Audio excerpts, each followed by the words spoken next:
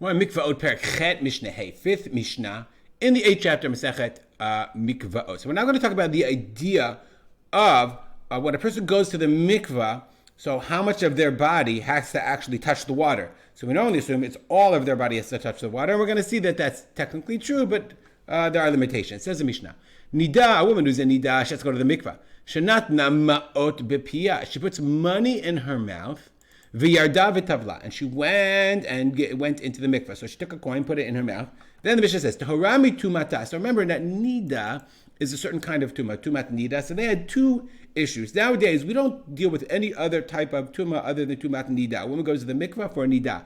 But as we learned in the Mishnah, they were concerned about other things. They had kachim issues, they had korban issues, they had maaser sheni issues. So they had to make sure that they were tehorim. So they had tuma concerns as well. Nida and tuma are totally different types of tuma. There's tumat nida, and therefore once a woman is tohara from tumat nida, muteret leba'ala. She went to the mikveh, she's not a nida.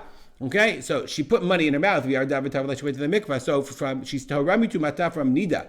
Aval tme'ahi al gav ruka, but she's tme'ah, i.e. for other things because of her ruk, her spit. Meaning her own spit doesn't make her tameh. But when she put the coin in her mouth, the spit on the coin, so it's two things. Maybe the coin made that spit tameh, and when she went in the mikvah, that was protected in her mouth.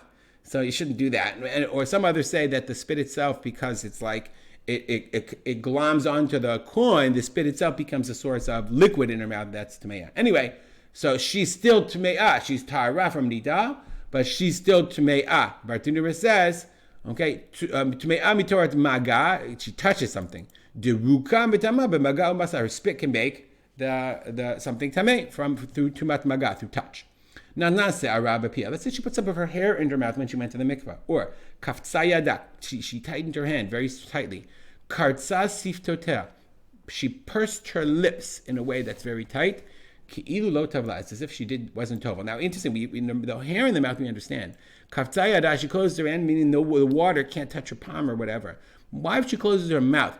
Close her lips. I guess maybe this area, but we're going to see she doesn't have to open her mouth and get the water in her mouth. But I guess when you purse your lips, if you did it like regularly, why would that be a problem? So we'll see in a second, I hope. Let's say you hold on to something, right? When I go to the mikvah, I hold on to it and make it and put it into the mikvah.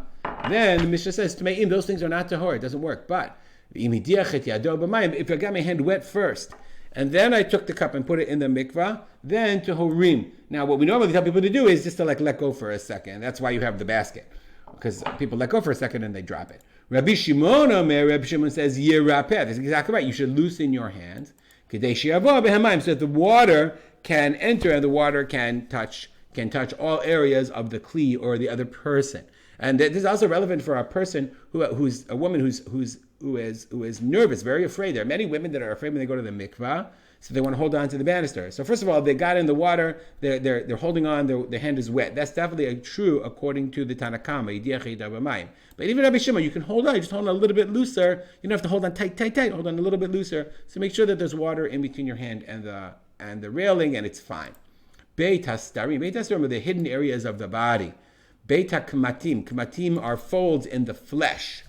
The water doesn't have to enter into those areas. So the Bartanura we learn it from a pasuk about the Zav. So we say, from the pasuk of the Zav, nonetheless, okay, ma yadav b'nirah, it's a comment about his hands. The pasuk says, okay, yadav lo shatav, that his hands, he didn't wash his hands. He didn't have to wash his hands, he has to go to the mikvah. Ma yadav b'nirah, his hands have to be visible. Af kol b'sara b'nirah, we only have to go, when you go to the mikvah, all you have to worry about is the visible parts of your flesh. Prat lebeit hastarim, that's excluding the hidden areas. Beit hastarim are hidden areas that are not visible, crevices or under folds. Va'afal pike, nonetheless, amru chachamim. Chacham said, Le'olam yilamed adam betoch beito. Person should teach in his house. Shetei isham b'dichat k'mateh. A woman should wash out k'mateh, her folded areas, i.e. the hidden areas of her body, the crevices and the cavities. B'shat tefillah, when she goes to the mikvah. It's true that water doesn't have to enter them, but you go to the mikvah. Makom ha'ra'ui lebiat b'ayim be'ina, but they have to be ra'ui. They have to be feasible or possible that the water would enter that, not that it's caked with dirt and not cleaned in a proper way. We'll stop here, dedicate our learning to Rabbi, my father of Simcha ben Yitzchak Kalman. Make it a great day.